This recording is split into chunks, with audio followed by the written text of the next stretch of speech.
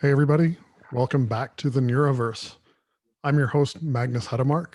I'm actually autistic and probably some other stuff too. The jury's out on that. I'm really glad to be back here, glad to be hanging out with you, and I'm really looking forward to today's show.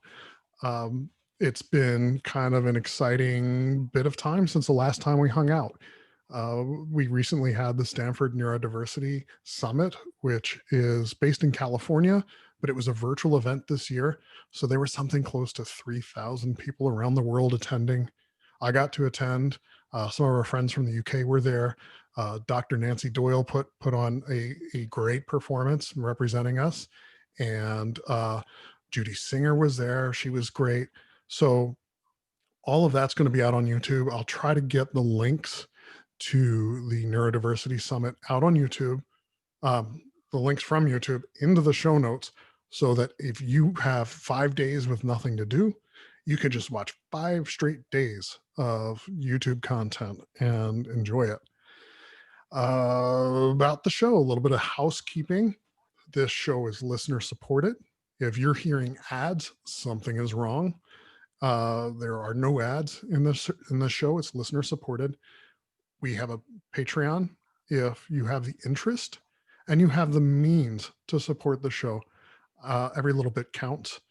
I'm not asking you to do anything that you don't feel comfortable doing. So if things are tight, no worries. Let somebody else pick it up for you. That's enough of that. I do want to thank one new patron. It's a very shadowy figure.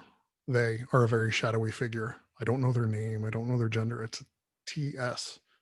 And I think TS was probably at the Neurodiversity Summit right after I got off the stage, the virtual stage. I saw that TS is supporting the show to the tune of $20 per month. So that's very generous. And I thank you. I thank you so much for that.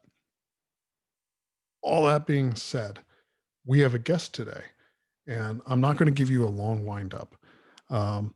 I would like to introduce to you Laura McConnell. Hi, Laura. Welcome to the show. Hi, Magnus. Nice to have you. And nice to be asked. Thank you. So, Laura, wow, you and I have slightly different accents. Yes, just a bit. Are you from the north? I am from Scotland. Oh, so I'm thinking from the north, like maybe you're from New York or New Jersey. I'm in the south. I'm in the Yeah, no, Carolinas. I'm a bit further up the Mason-Dixon line, so And hang a hard right. yeah, yeah, Go a north a hard while right, and hang a a hard hard right, and right, swim a bit. and just a little bit. Need a bit of a wetsuit or a canoe, but yeah, I'm a little bit over there. So this is a truly global Neuroverse show today. Indeed. Laura, do you want to tell us a little bit about your neurological topography? What makes you a natural born citizen of the Neuroverse? So, well, I'm autistic. I'm actually autistic like yourself. I have ADHD. ADHD was my primary diagnosis. It was after my ADHD diagnosis that as an adult, we explored the autism diagnosis. I am dyslexic. I have hypermobility spectrum disorder, Oh, sensory I've heard that. processing. Yeah, I had hypermobility. That was diagnosed as a child. So I've known about that for a long time. I What is injured. that? So my joints basically move further in the wrong direction than they should do. So it was mostly my ankles and my knees. And sometimes I would be walking along the street straight in a straight line, doing nothing, and all of a sudden I would go over on my ankle Oh as a goodness. child, and that I injured myself quite badly. Lots of sprained ankles, a few broken ankles. And then later on, that happened as well with my knee. I had turned in certain directions, and I once broke or snapped, sorry, a ligament on the outside of my right knee that was called the lateral collateral ligament, which anybody that's into anatomy might know better than me. But I became in quite sudden pain, quite deep pain all of a sudden, and this is what it transpired to be. Hypermobility is I don't have something called Ehlers-Danlos syndrome, which a lot of autistic people seem to also have comorbidly. But hypermobility is, I think, within the sort of connective tissue realm of the sort of links to Ehlers-Danlos. I also have sensory processing disorder, auditory processing disorder. For a long time when I was younger, I would go for auditory appointments thinking that I might be deaf, and was told many times that there's nothing wrong with your hearing, and I burst into tears several times at auditory appointments because I knew that there was something wrong with my hearing, and it took a long while to unpick that it was auditory processing. I also have hyperacusis as well, which is another auditory related condition. And generally that's what we know of. There might be more, but that's what we know of Is so that far. all? That's all so It's far. like you went to the Yeah. Neuroverse buffet line and took a little bit of everything. Yeah, it's like, yeah, and do you know what? And I still walk around, and I'm still put together, and I still manage to survive, and I'm not falling Yes. apart, even with all of those sort of all of those many people go to university for lots of years to get that amount of letters after their name, but I'm here. I was born, and that's just me. So Now imagine that, we hear we're meeting Laura, and she's a perfectly wonderful person to talk to, and we're hearing this laundry list of, well, in the United States we've got the DSM.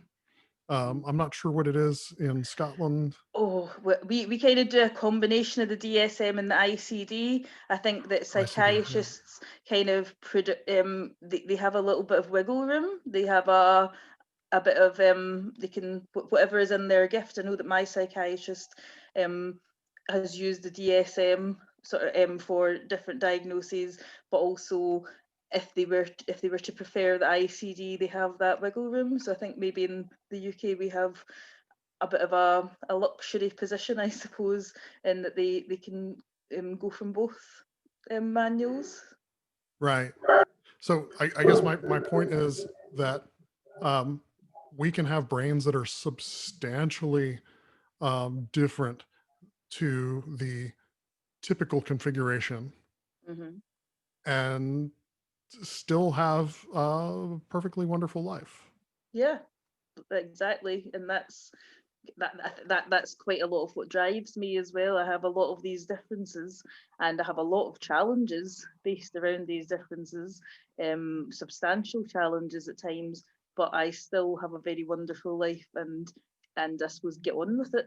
And I just I live every single day, and challenges come up, and I'm very resilient against them. So I think that's one of the things that drives me. And talking about neurodiversity and talking about autism and things is that we have our challenges, but we still live meaningful lives.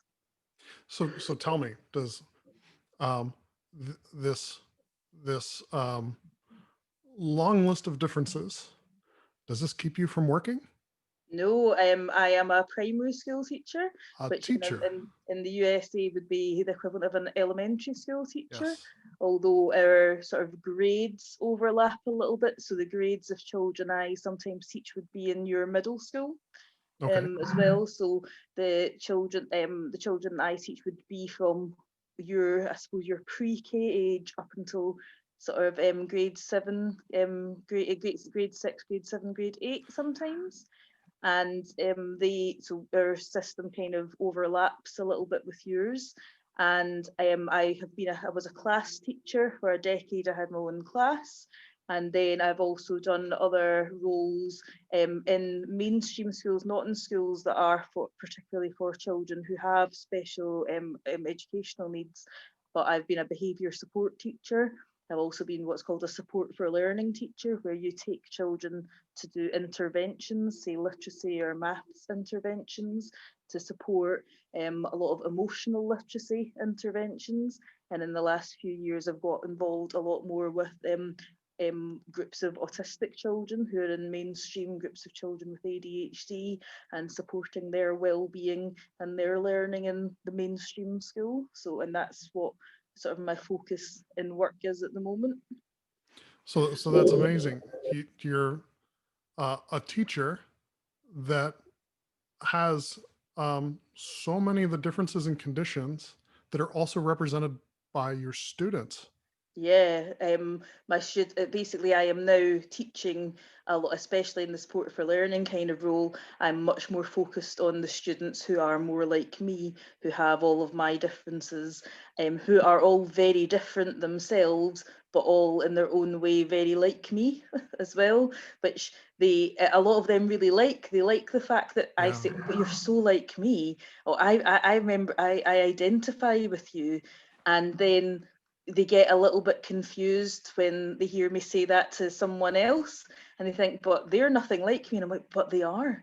They are Hmm. very similar to you. It's just we don't always present outwardly in the same way, but it's the way that we think. That's the similarity. So I don't know about you. When I was a child, when I was that age, I knew I was very different from my Mhm. peers, and it was very rare to find an adult in my life, certainly at school, that I could Mhm. identify with. Um, to have a teacher that could understand like why I was having a hard time focusing on the Mhm. lessons, or why I was having a hard time with three-dimensional concepts being shared on a two-dimensional chalkboard. Yes. So I have to imagine there's a special bond when Mhm. teacher and student have similar experiences, similar challenges to draw on, and Yeah. certainly memories in your case, I'm sure. Yeah, and I'm very open with the students in my school. I'm very open with the parents in the school, the staff. I've kind of taken a position where I feel I have to be an authentic person. I have to be authentic to myself. There's different bits and pieces of work that I've done here in Scotland that do mean that if they were to Google me, then they would probably find out anyway that I Yeah. was autistic, I had ADHD. So there's no point in me hiding it. And it makes me a better teacher to the children. It also makes me a better teacher for their parents as well. The children who are in school, one boy that I worked with last year started off by telling me a lot about how I don't know if the reason that I'm angry all the time is because I have ADHD, or if I'm angry all the time anyway and ADHD has nothing to do with that. And I think that's because there isn't really a lot of aftercare for Mhm. children. I'm probably making a big judgment here, which may be incorrect and other people might disagree. But some of us who get diagnosed as adults, I suppose a lot of us pursue our diagnosis. Obviously, some of us, including myself, we firstly with my ADHD diagnosis, we get our diagnosis amidst a mental health crisis, and maybe we Yeah. weren't expecting it. But then there are a lot of us who have thought about it, have considered ourselves for a while, have done a lot of Googling, of speaking to other people. So when we do eventually get a diagnosis, we are expecting it, and it's a relief to us. But to children, a diagnosis is something that's often done to them without them really knowing what is happening. They are taken to see some doctors. They're taken to see some psychologists, and people and adults talk about them and ask them questions, and all of a sudden they are told that they are this thing that they don't understand, and then they're not supported necessarily to understand it afterwards. The support tends to be towards the parents and how to cope with them, Yeah. the teachers and how to cope with them, and not really the child and how to understand themselves. And I know that certainly as a child, I was sent to see psychologists and things, but at the time it was really for behaviour, because Yeah. I was apparently I was a bad girl. I did things I wasn't supposed to do. And I remember psychology being something that was done to me. It was as a punishment. I had done something that had upset some people and had made people unhappy. So I went to see these psychologists, and I can't really remember what happened. They could have been very lovely people, but it was certainly a punishment to me, and I'm very conscious that that is how a lot of our children will feel. Yes, some of them might then feel that, especially if they get really good support and good care and it's explained to them well and their parents talk to them about it, it might open up, this is why I am slightly different. And in elementary school, that's not necessarily what I see. I see a lot of confused children who don't know their place in the world, but know they're different and know that and don't understand if the way that they are feeling is linked to this diagnosis they have, or if it's just their personality, and really just want to be like everyone else. And there's a lot of kind of building them up in their self-esteem and helping them work out who they are from their own perspective and not projecting anything onto them, but also like kind of showing them that I have a house, I have a child, I have a partner, I have a car, I go to my job every day, I went to university, and you can live an average life just like me, Yes. sort of thing. And I think that sometimes we in the neurodiversity movement we look at a lot of our famous people, our singers and our actors and things, and look what they have accomplished, and that's great, but we want to see the normal people, and Yes. children need the normal role models. They need to have teachers or doctors or youth club workers or people that they know in average everyday life that are just like them, just to have just so that they can see where their place is in the community at large. It's something to aspire to. It's Yeah, something to achievable. aspire. It's realistic. Yeah. Also, and I think what was one of the things, one parent, and I hadn't really appreciated this until this happened, one parent of a little girl um, cried when she found out that I was autistic, because all parents, I'm a parent, when you have a child, you worry about their future anyway. You worry about whether they're going to be able to take care of themselves, whether they're going to be able to have a good life. But then when you throw in a disability on top of that, you worry more, because it seems that society has thrown up a barrier to them. And this woman burst into tears because I think it was the first time where she had been given an example of a woman. She had a daughter, that her daughter could one day just be. And not that I am particularly anything special, but I am just an average normal human being. I'm doing a job, I'm having all of these kind of normal things that society expects from you. And I think she just felt a lot of relief of kind of, oh, my daughter's now might actually be able to do that. And because we'd spoke, her daughter had quite high support needs, and as a child, so did I. It's kind of strange Right. that I was never diagnosed, but that's just the way that our understanding has moved on. And we were talking about the support needs, and I was saying, well, I used to do that too. And she kind of looked at me as if, thank God, someone who used to do this too has now gotten over it. There's like a light at the end of the tunnel, sort of thing. It's fascinating to me because in our community, in the neurodivergent community, especially in the autistic community, the online relationships and interactions between autistic adults and parents, I'm Mhm. sorry, non autistic parents of autistic children can be very challenging.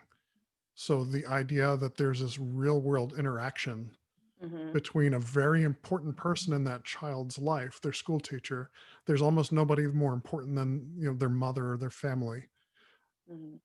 And to know that, like, here's somebody that is in the child's life day in and day out, can be a role model, an example, Mhm. can identify in many ways that parents cannot. Yeah. And I have to wonder, has it given you opportunities to help parents to understand their children better? Definitely. I certainly think that all of the parents that I've worked with have been very respectful towards me, and they've really valued my opinions. And I think that's probably down to the way I've been able to communicate with them. And I know that we're not famed for our communication skills, and I certainly have communication issues, but I'm good now as an adult on having gone through a long period of reflection on myself and communicating about how I feel.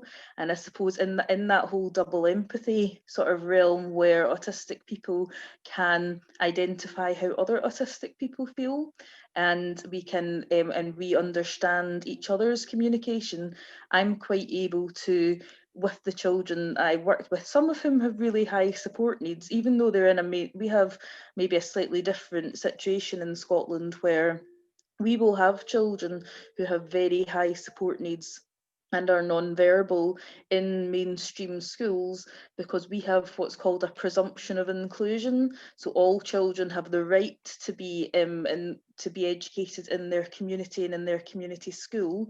And it may then be further from that it's then decided that placement isn't suitable, and then they may go into a placement in a specialist provision. So some of the children I work with do have quite high support needs, and I can still understand a lot of their motivations a lot of the time, and why they did certain things and why they were feeling certain ways, and have been able to communicate to other teachers and also to parents. Well, I think that the motivation behind this was, and have spoken about, and maybe if you use these kind of strategies, and parents particularly have always been very respectful of that, and have always and with a good dialogue being able to describe, well, actually maybe I don't think it's like that because this is what's happened elsewhere, and that's given me extra information. So I've always felt that I've had a good relationship with parents, regardless of whether their child had higher support needs or what people perceive as lesser support needs, although we know that's not necessarily true. But I've never really particularly found parents and me to have any conflict in that way. Colleagues maybe more so, and other education staff probably a lot more so than I would say with parents. But definitely I think that maybe some of the things that play out online aren't are maybe the tone that you can put in writing online is maybe not conducive to a great conversation. But if you speak to people in person, you're you can sometimes come to a more common ground, I feel. That's brilliant. And some of the things you were describing in your school system are certainly, I think, based on my understanding, very different from here in the U.S. Mm-hmm. I think I could be very wrong about this, but I think a student with higher support needs is unlikely to have an opportunity to learn with their peers. That's my understanding of it, but again, I'm not fully certain. I've spent a lot of time in Texas and in Pennsylvania. I have a lot of family in both states, have a lot of friends. I have ex-partners in both states, so I've spent time both there. And I know teachers and people and parents there, and it's certainly my understanding that in the US, the system, I'm not just saying in the US, I think this is like that in most countries. I think that there is a bit more of a filtering off into specialist provisions, and inclusion here is first in some sectors sometimes a bit of a dirty word. Inclusion has not been funded properly here, so you will sometimes have children with very high support needs, and if those support needs are physical, they will be met almost automatically. But when those support needs come to learning, and unfortunately autism and ADHD kind of fall a little bit into that, and also emotional sort of support needs. The acronym that's used is SEBN, social, emotional and behaviour needs. So if you have children that fall into that category, there is a sort of a bit of support, but not anywhere near enough, and not anywhere near enough consistently. And children are certainly expected to try a bit harder. and they'll get maybe support for a while, and then if they haven't tried a bit harder, then the child's at fault, and there's not necessarily always the acceptance that this is the way that they are.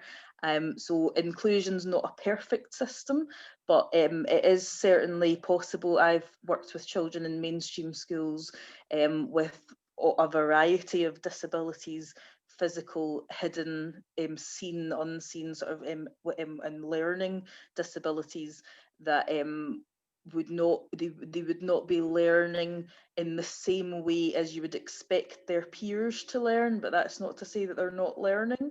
They're just maybe not performing, I suppose, or doing the exact same sort of output as their peers would be, but they still have the right to be educated in their community school and with their local setting. So it is a little bit different. Sounds like many opportunities globally for improving the situation. And something you said sounded familiar to a theme that disappointed me at the Stanford Neurodiversity Summit.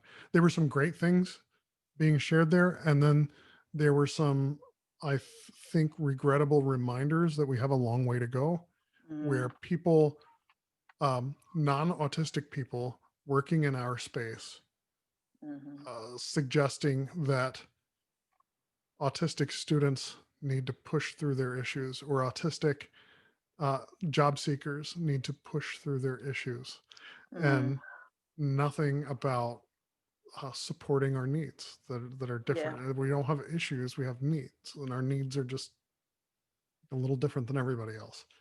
And I also think as well, just during lockdown, I have a few friends who are also teachers and are autistic, and we just had our own little, like, we're normal friends, and we spoke to each other, online via, like, Messenger, Facebook sort of thing. And but back in very early July during lockdown here, I had done a presentation similar to this with Scottish Autism, a charity, and they were contacted by yet another teacher who was autistic. And kind of organically from her being then put in contact with me, we decided to start an autistic teachers Facebook group. And it's a secret group because unfortunately not all autistic teachers are able to be out to at school, and we have well, it's mainly UK teachers. We've got teachers from America, Canada, Australia, Uruguay, and things. We've got teachers from all over the world. We don't we're not limited to a specific UK group. And what's very unfortunate is that there's so many teachers that don't feel that they can be out as autistic in school. And what's come from a lot of our sort of it's a group that's about us personally as autistic teachers, not about teachers who work with autistic children. And we just talk about our own issues in school and sort of share anecdotes and vent about different things. And one thing that's quite sad is that there is a consistency across all of those countries and across nearly everyone, in that we're kind of just expected to pull through and get on with it, and reasonable adjustments which we might expect all of a sudden seem unreasonable maybe to some of our managers. And what strikes me is when we've kind of unpicked a lot of it, is actually a lot of the reasonable adjustments you could make for us, you could make for every single member of staff, and it would make everyone's life easier. And I think that sometimes one of the things I've been involved in the last few years is research and inclusive pedagogy in education, and how to make your educational environment inclusive for children, who are autistic, dyslexic, dyspraxic, have ADHD. What, even though they might not know who they are, those disabilities might be hidden, and basically all of the supports that you can put in place for a dyslexic child benefit every single child in the class. All of the supports you put in place for an autistic child benefit every single. There's nobody who is disadvantaged by being in that classroom with those supports. And I think that that's something that needs that when I hear, things like from the Stanford University, the Stanford sort of summit, and from other things where we are kind of, we have to get on with it, and job seekers have to go on with it, children have to go on with it. Actually, if people were more accommodating to us, then not only would we thrive, but I think everybody would thrive. So it is a disappointing discourse, but hopefully something that we can influence and we can change. And I think that the online community is a very positive online community. We obviously have our issues. We have, and we all come across those issues at the same time. But I think general, the fact that there is a community and and we have a voice, and we're we get connected to each other, and then feel that we can increase our voice, then is only going to bring good things. But I just hope that we're listened to in the long run. So basically, we need Headmaster McConnell to enforce these changes so that we have an example, a school that's doing quite well with adjustments for all, enjoying the Yeah, curb cut effect. In other words, adjustments made for one benefit many or all. yeah. I feel like if we had one school that did really well for a very diverse population of students, it could change education for everyone. I think that there are probably examples. COVID stopped it. I was supposed to be coming over to do a bit of research during, we call it the Easter holidays here, but I suppose it's like spring break, but maybe a little later than spring break. It's sort of mid-April. We have a 2-week period, and I was supposed to be coming over to the US to visit some schools to see some examples. I think that you limit yourself if you only view educational examples in your own country. As I said, this is a sort of a practice that I've been researching for years. I have a book that I've almost finished on the edits of, that should be out next year, about inclusive pedagogy, and it is using examples from the US and internationally, and about how you can include children in a classroom environment, all the way from like your pre-K up to your high school, and just like even the simple things, like if you're having text on the wall, if you're putting signage up on the wall, what font are you using? Are you using gloss laminate that's going to shine on their face in the sun and give them sensory issues? Is your font size, is your text size big enough? Is it at the children's eye level? If you want them to read it, is it at the eye level? Or even things like, if you don't want them to read things that are on the wall, and you don't want to look at displays in the wall, you want them to go through the corridors, then don't put things there. It's simple sort of things like that, a lot of which don't cost a lot of money, up to other things that do cost money to implement and are much more sort of integral to the learning in the classroom. But all of the, just unpicking and thinking of all of the things that help with focus and attention and organisation and literacy, and feeling sort of culturally involved in the school as well, behaviour policies, for example, and not and then altering them so that you're not having to always make adjustments for the disabled kid. If you've got a policy where you have to make adjustments, should you have that policy in the first place? Why not get rid of that policy and make the policy where you just that suits all? So it's unpicking a lot of ideas around that in a school environment.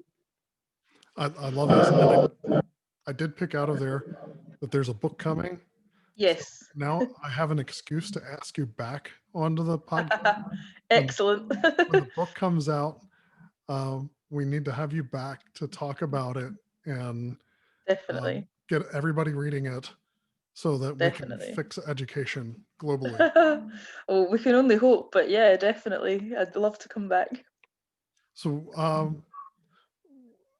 what are some examples of things that would make it easy? Like you mentioned, there are all these neurodivergent teachers on this Facebook group. Mhm. And I know from my own experience in engineering leadership, there are people very much like me that aren't out. They'll come to me and tell me, um, I'm autistic or I'm dyslexic or I'm some combination of Mhm. of conditions, and I'm afraid to come out. So I'm wondering, like, what are some of the things, the adjustments that can be made globally for teachers to feel more included? We talked a bit about students. I think that the teacher, first of all, I think maybe teachers as a base need to be given training in what autism is, and that can be for the students, but also then might have that knock-on effect of being beneficial for colleagues. I know that in Scotland and in England, and I can't speak for the US system, but I'm going to surmise it's kind of similar globally. We go to university, college to learn to be educators, and a lot of that is focused on the curriculum, and so it should be, because delivering the curriculum is your job, but also children are your job. Young people are your job as well, and young children and young people come with emotions and differences and ways of learning. And then nowadays, it seems to be that different ways of learning are, oh, they might learn this math problem in this way, but if they don't learn it that way, then teach them this way, then teach them this way. It's not necessarily unpicking their learning, so and their processing. And I think that if there was a baseline of support in teacher training education to understand autism, then that would be a good start. Secondly, I think a greater understanding of the double empathy problem. I am really fascinated by the double empathy problem, because I think it doesn't just necessarily apply to autistics and allistics. I think it's also really relevant maybe to just anyone from a different cultural group, older Yeah. people, younger people. And I think that if we had a better understanding of our obligations to make effort to speak to people, to make effort to communicate with them, and to meet people where they are at rather than where we want them to be, then then it would be a much easier transition for autistic members of staff to be more comfortable with themselves, for them to know that they can speak as they are without having to mask, without having to perform, without having to be that role. Education is certainly very female dominated, and I know as a woman in education I really struggle with a lot of small talk, a lot of traditionally sort of female characteristics and things. So I've always found that difficult to be accepted.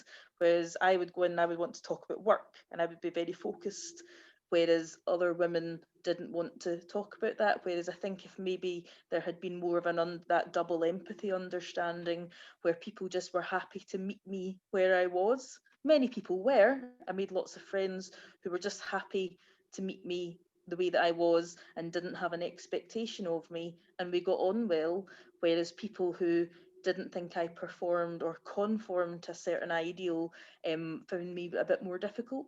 And I think that regardless of whether it's education or any sort of workplace, I think that sort of double empathy understanding would be really beneficial. But I do think that there is a need for training, at least a baseline of training about autism, to know that, I suppose, actually is to myth bust, so that when you hear things that are unreasonable, you're able to think, well, that's not true. I can myth, if you've got that baseline of training, then you can discount all of the myths that you would hear about it. Oh, Miss McConnell, I have a question. Yes, Mr. Headmark. What is double empathy? So, double empathy problem. If you Google Damien Milton, he has written a lot about this. The double empathy problem is that where two, I suppose, different not opposing groups, that's the wrong word to use, two different groups of people, in this particular case, autistic people and neurotypical people, have difficulty understanding where each other is coming from and what each other's motivations and desires are. I suppose that links to a bit of theory of mind in there about the understanding other groups' motivations and desires.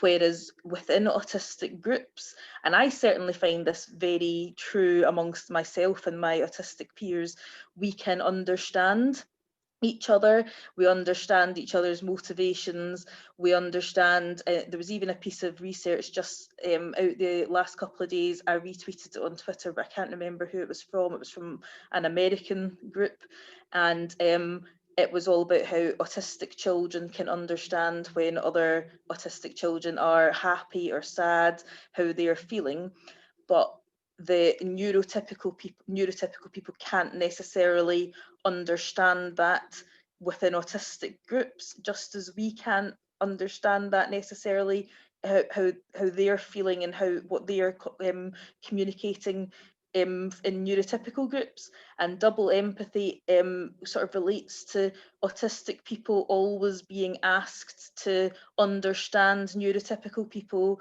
always being asked to look at what their social motivations are, to conform to their ways, whereas really there's a double, there's two actors in this. While we have our obligation to try to understand, they have their obligation to understand us and communicate with us and meet us where we are as well, and understand, I suppose, that not everybody is going to act in the way that you want, that you expect them to act, and that's okay. So, like I say, while double empathy is really about autistic people and neurotypicals, it is about other groups, intercultural groups as well. When you meet someone from another culture, they have a different use of language, a different use of body language and facial expression, and they have different cultural expectations.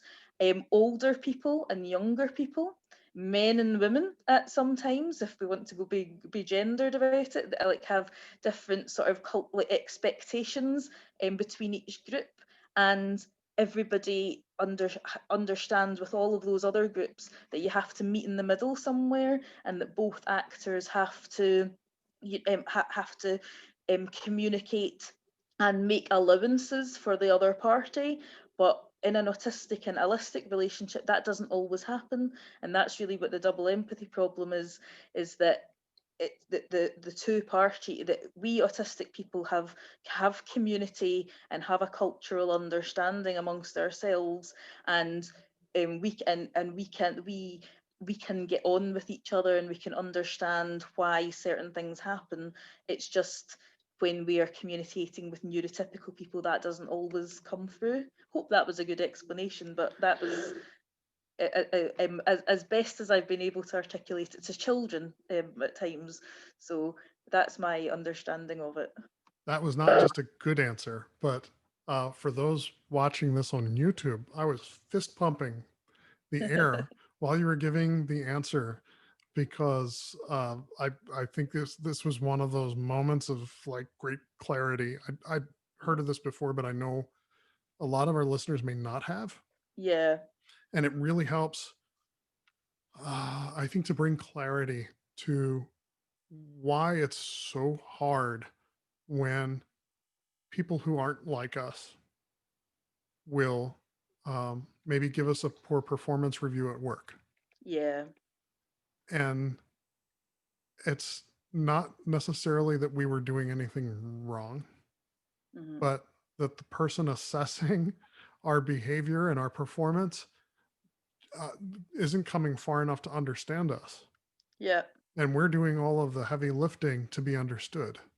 Yes, and we are trying, like, there's a common thing that's used, like social stories with children, and social stories are where you have a social situation, and and that the autistic child doesn't appear to understand that, they haven't taken the social cues, they haven't observed the same way that other children would observe, and then a social story is written for them to help them like understand this is what we do, this is what society does, and this is how you understand that. And I often think, why are there no social stories for neurotypicals? Why don't they, like, why do they say things and they don't mean exactly what they say? Like, why, like, How are you? we are very literal. If someone says, how are you, do you really want to hear how I am?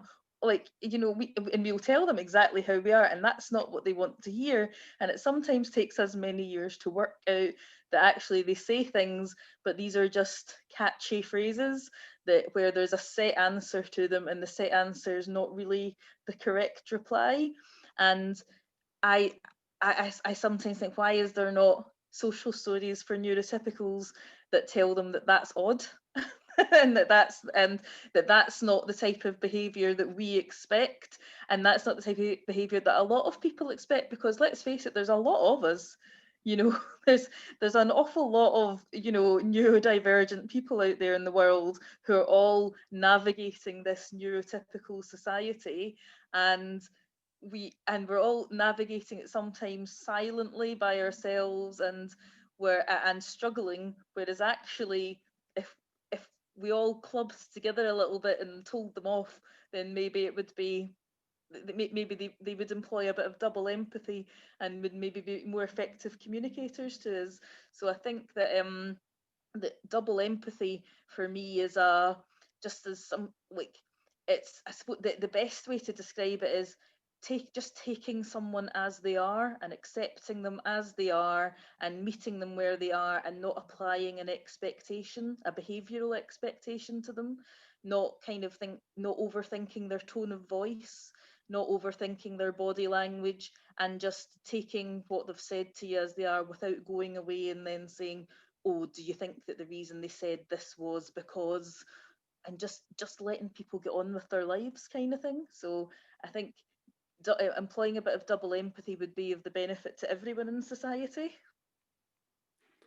Well, so I run two podcasts right now. I have Neuroverse, which is this one, and the Yeah. Neuroverse is meant just for me to give other neurodivergent people a platform to share a little about themselves and their stories and what's important to them.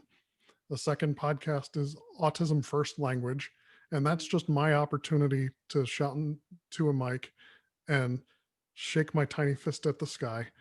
And now I'm feeling like I need a third podcast if I'm masochistic enough. And it would be Social Stories for Neurotypicals. Often I've sometimes people have posted things on Twitter and I've replied underneath saying someone should really fund a research project into neurotypicals, because sometimes I kind of feel that we're often like the beings, the undiscovered species we're spoken about as if we're kind of exhibits in a museum, and we're aliens from another planet who have somehow been let out amongst everyone, and we're being studied. And actually, we're quite straightforward people, and we're quite straightforward. And there's not a lot of sides often to us. And I do definitely think that social stories for neurotypicals or research projects for neurotypicals would not only be a good podcast, but probably a very good thing for humanity. So I fully support you in that. Okay, so now I have a bad idea to go into the weekend with. And on that note, Laura McConnell, it has been a great pleasure to have you visiting the Neuroverse today. This was the best day of school ever, and my brain is richly nourished. I'm sure all of our listeners have learned a lot today as well, and I thank you so much. Thank you for having me. It's been a pleasure. How how can people connect with you or follow your work online? So I'm on Twitter. My name on Twitter is Laura F McConnell. McConnell is MCConnell. And I have a website which is www.lauramcconnell, all the one word, .com. And we'll have all of that in the show notes for you. I'll also get from you a link to the Facebook group you talked about, if that's okay. Yeah, we don't. So the Facebook group, we don't have a link to it as it's a secret Facebook group. However, people can. I know it's a secret. Shh. However, if you are an autistic teacher or you know an autistic teacher who would benefit from that, then if you email me at hello@lauramcconnell.com, then I can send them the link to add them to it and get them in. It's only a secret based on the fact that some people just aren't out to their employers and don't want it to be searchable on Facebook. So, autistic and neurodivergent teachers, you are not alone. There's a community waiting for you. Uh, Email Laura and find your people, and Definitely. you're not alone. So, this has been a great pleasure. I thank you, and until next week, please be kind to yourself, be kind to other people, especially be kind to people that can't do anything in return for you. They probably need it the most. And I appreciate you, and I will see you all next time.